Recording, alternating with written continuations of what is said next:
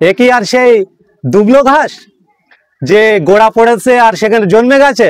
জনপ্রিয় বিধায়ক একটা নিহত পরিবারের হাতে টাকা তুলে 3 লক্ষ টাকা দিতে প্রায় 300 থেকে 400 লোক নিয়ে আসছিল।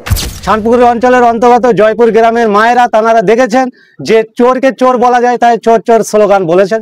এই গাছকে মিটিয়ে দিতে চায়, আপনি এক জায়গায় মিটিয়ে দেবেন, 10 জায়গায় ফুটে উঠবে। কত জায়গায় মেটাবেন? আজকের নওশাদ সিদ্দিকীকে দেখেন, আমি সর্বসময় বলি, আপনি যে কথা দিয়ে শুরু করলেন তিনি অবজারভার ঠিক আছে, কিন্তু তিনি যে জনপ্রিয় বিধায়ক বলছেন, জনপ্রিয় বিধায়ক একটা নিহত পরিবারের হাতে টাকা তুলে 3 লক্ষ টাকা দিতে প্রায় 300 থেকে 400 লোক নিয়ে এনেছে, সেটা আমরা দেখেছি। তিনি যে বারবার বলতেন যে বিধায়ক পীরজাদা নওশাদ সিদ্দিকী মহাশয় সাধারণ মানুষের জন্য যখন ফর্ম ফিল আপ করছিলেন, এই বিধায়ক সাহেব বলছিলেন যে ফুটেজ খাওয়ার জন্য তিনি এই সমস্ত কাজ করছেন।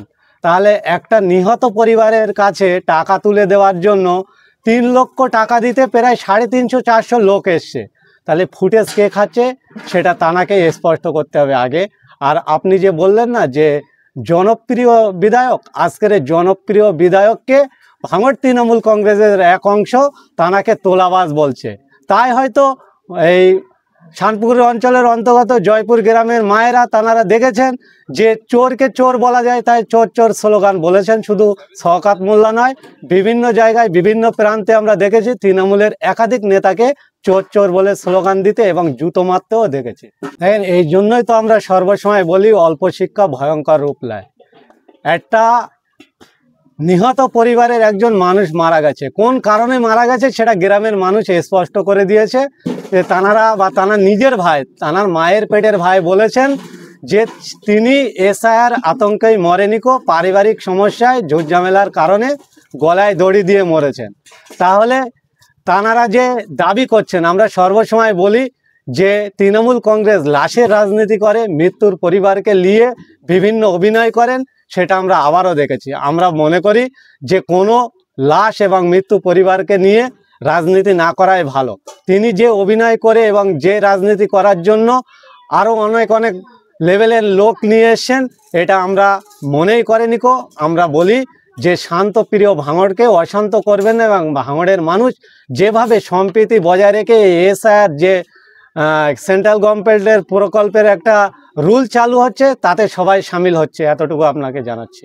দেখেন, ভাঙড়ের মানুষ একটা সময় অপেক্ষা করেছিল। ভাঙড়ের মানুষ যে শান্তিপ্রিয় মানুষ, ভাঙড়ের মানুষ ঝুট ঝামেলাকে পছন্দ করেন না, কিন্তু শওকত মোল্লাকে অনেকটা একটা টাইম দিয়েছেন যে হয়তো তিনি শুধরে যাবেন, কিন্তু তিনি ক্যানিংয়ের পরিবেশ ভাঙড়ে করতে চাইছেন।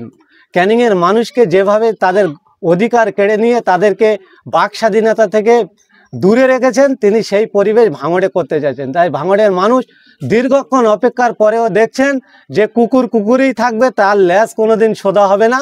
তাই তাকে এই রকম কালচারের মধ্যে কখনো চোর পরিবেশ বলছে, কখনো তাড়া দিচ্ছে, কখনো জুতো মারতে যাচ্ছে, কখনো অন্যান্য কার্যকলাপ করছে, এটা আমরা দেখতে পাচ্ছি। তারপরেও বলি, ভাঙড়ের সুবুদ্ধি সম্পূর্ণ মানুষ, তা আপনারা গণতন্ত্র প্রক্রিয়ায় মানুষকে প্রতিনিয়ত করুন এবং গণতন্ত্র প্রক্রিয়ায় এতে রোকার ব্যবস্থা করুন। ব্যক্তিগত আক্রমণ না করার জন্য আমি অনুরোধ করছি। দেখেন, 26 বিধানসভাটা হচ্ছে একটা ভাইটাল বিধানসভা।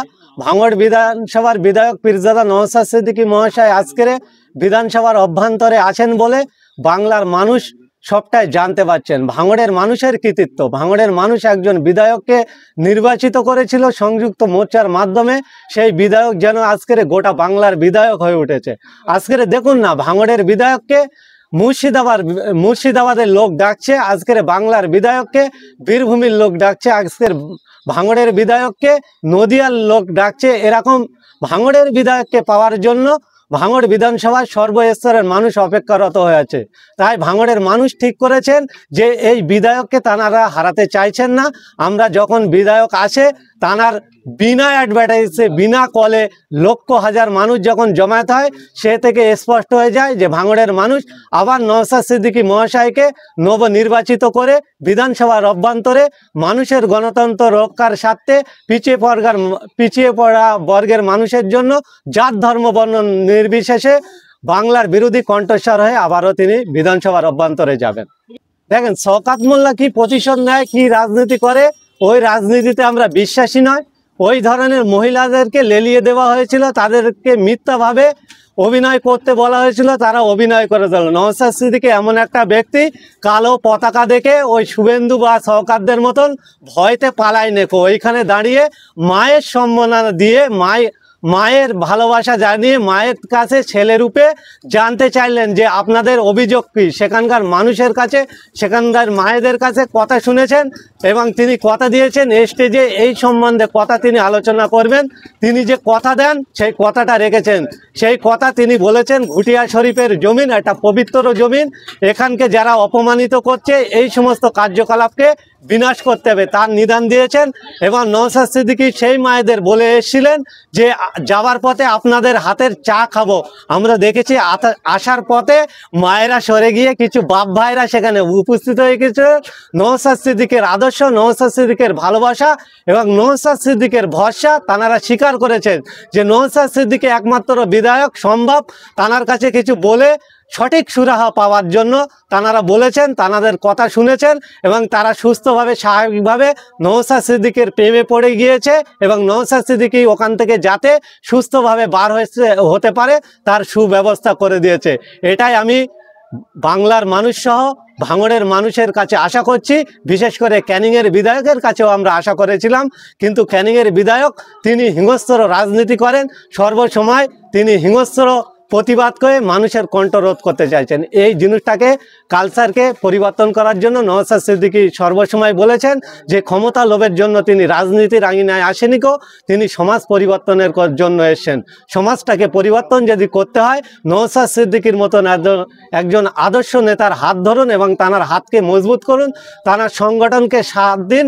একদিন দেখবেন নওশাদ সিদ্দিকীর আদর্শের একটা সূর্য উঠবে, সেই সূর্যের আলোয় গোটা বাংলার মানুষ সুস্থ সমাজ উপহার পাবে বলে আমরা মনে করছি। এই পাগলের মতন বক্তব্য, যে এই বক্তব্যটা দিয়েছেন পাগলের মতো, এ কি আর সেই দুবলো ঘাস যে গোড়া পড়েছে আর সেখানে জন্মে গেছে? এটা মানুষ এই গাছকে লাগিয়েছিল 2021 থেকে আজও পর্যন্ত।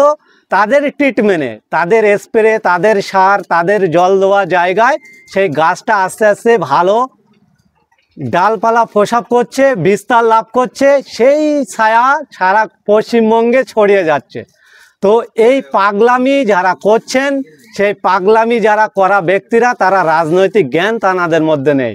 ভাঙড়ের মানুষ সেই গাছটাকে কিভাবে বাঁচানো যায়, সেই গাছটাকে দেখিয়ে অন্য গাছ কিভাবে সেইখানে রোপণ করে দেওয়া যায় তার চেষ্টা করছেন। গোটা বাংলার মানুষ এই গাছের বীজ কোথায় আসে খুঁজছে, তাই ভাঙড়ের বিধায়ককে খুঁজে খুঁজে নিয়ে সেইখানে নিয়ে যাচ্ছে যে এই জাত, এই বীজ আমাদের একটা এলাকায় দরকার। তারা বিস্তার লাভ করার জন্য ভাঙড় সহ বাংলার সাধারণ মানুষ এই গাছ লাগাতে চাইবে। আর যারা মনে করছেন এই গাছকে মিটিয়ে দিতে চায়, আপনি এক জায়গায় মিটিয়ে দেবেন, 10 জায়গায় ফুটে উঠবে। কত জায়গায় মেটাবেন? আজকের নওশাদ সিদ্দিকীকে যখন অ্যারেস্ট করা হয়েছিল, হাজার হাজার লক্ষ লক্ষ নওশাদ সিদ্দিকী ময়দানে মাঠে নেমে তারা আন্দোলন করেছিল। রাজ্য সরকার বাধ্য হয়েছিল কয়েক ঘন্টার মধ্যে তানাকে ছেড়ে দিতে। এর পূর্বে যখন 42 দিন নওশাদ সিদ্দিকীকে আটকে দেয়, তখন আমরা দেখেছিলাম বাংলায় একটা উত্তাল পরিবেশ তৈরি হয়েছিল। রেড রোড থেকে শুরু করে, জাতীয় রোড থেকে শুরু করে, গ্রামের গলির রাস্তা পর্যন্ত শুধু নওশাদ নওশাদ আওয়াজ উঠছিল। নওশাদ সিদ্দিকীর মুক্তি চাইছিল। এই গাছকে মিটিয়ে দিতে চাইছেন। এই গাছকে মিটিয়ে দেওয়ার মানে ক্ষমতা যদি তাদের থাকে, তারা সেই চেষ্টা করুক। আর বাংলার মানুষ, শুভবুদ্ধি সম্পূর্ণ মানুষ, জাত ধর্ম বর্ণ নির্বিশেষে, তারা যদি এই গাছকে সুরক্ষিত রাখার যদি ব্যবস্থা তারা নেয়, তো আমরা মনে করি এই গাছ আরো বিস্তার লাভ করবে বলে মনে করছি। দেখেন, শওকত মোল্লা, আমি সর্বসময় বলি, তিনি হিংস্র রাজনীতি করেন, মানুষের গণতন্ত্রকে লুট করে নিজেদের রাজ ক্ষমতাকে ধরে রাখতে চায়। মানুষ আস্তে আস্তে এটা জাগছে। আজকের বিভিন্ন রাজনৈতিক দলের বক্তব্য এবং সোশ্যাল মিডিয়ার মাধ্যমে মানুষ আজকের নিজেদের ইচ্ছা শক্তিকে জাগিয়ে দিচ্ছে। তো মানুষ কোনটা ভালো কোনটা খারাপ বুঝতে শিখেছে। মানুষকে আজ বোকা বানিয়ে রাখা যাবে না। আজকের দেখুন না, আজকের এই তৃণমূল কংগ্রেসের জন্য, এই তৃণমূল কংগ্রেস পরিচালিত পিপি মাস্টার, যাদেরকে আমরা সুপারভাইজার বলি, তাদের হিসাব গন্ডগোলের জন্য প্রতি গ্রামের 1-200 মানুষ তারা কর্মচ্যুত হয়ে গেছে। তাদের 100 দিনের কাজ থেকে তারা বঞ্চিত হয়ে গেছে, তারা আর কাজ পাইছেন না। তাই তৃণমূল কংগ্রেস কি কার্যকলাপ করছে, শিক্ষা প্রতিষ্ঠানে শিক্ষক দিচ্ছে না, মিড ডে মিলের মানে খাবার চুরি করছেন, মাস্টারদের চাকরি দিয়েছেন লক্ষ লক্ষ টাকা দিয়ে, সেই চাকরি করা ব্যক্তিরা আজকের পথে নেমে বসেছে, তাদের পুরো জীবনটাকে শেষ করে দিয়েছে। তৃণমূল কংগ্রেসের আদর্শ মানুষ দেখেছে, মানুষ দেখে বুঝে গেছে যে তৃণমূল কংগ্রেস বর্তমান মানুষের জন্য ক্ষতিকারক একটা দল। তাই তাদের যারা জননেতা আছে তাদের এই ক্ষোভের মুখে, বিক্ষোভের মুখে পড়তে হচ্ছে। আমরা শওকত মোল্লার যে কেরিয়ার বলছেন, শওকত মোল্লা একটা অন্য দল থেকে বিলং করে এই দলে এসেছিল এবং যাদের মাধ্যমে এসেছিল তানারই বিধানসভার একজন মহিলা, ভদ্র মহিলা, বেবি সম্ভবত নাম, তিনি বলছেন যে মানিক পাইককে শওকত মোল্লা খুন করে সাধারণ মানুষের উপরে কেসের ভার চাপিয়ে দিয়ে তিনি নেতা হয়েছেন। এইসব স্পষ্ট হয়ে যাচ্ছে দিনের আলোর মতন। তাই তিনি এই বিক্ষোভের মুখে পড়ছেন এবং মানুষ তো ঠিক করবে, তারা রাজনৈতিক কেরিয়ার বৃদ্ধি পাচ্ছে কি স্তম্ভ করে দেবে সেটা মানুষ ঠিক করবে। আমরা এই ফুটেজ খাওয়ার জন্য বক্তব্য দিই নে, আমরা সর্বসময় রাজনৈতিক চিন্তা ভাবনা করি। রাষ্ট্রসেবা যে রাজনীতির মূল মন্তব্য, সেই মানুষকে পরিষেবা দেওয়ার জন্য আমরা বসে থাকি। আপনারা দেখছেন এই তো তানারা মানে ভুলটাকে বুঝিয়ে যাতে এসআইআর এর পূর্বেও হয়েছিল, এখনও যাতে সঠিক পরিচয়পত্র দিয়ে তারা এই এসআইআর ফর্ম ফিল আপটা সঠিকভাবে করে বিএলও অর্থাৎ বুথ লেভেল অফিসারের হাতে তুলে দিতে পারে, তার চেষ্টা করছে।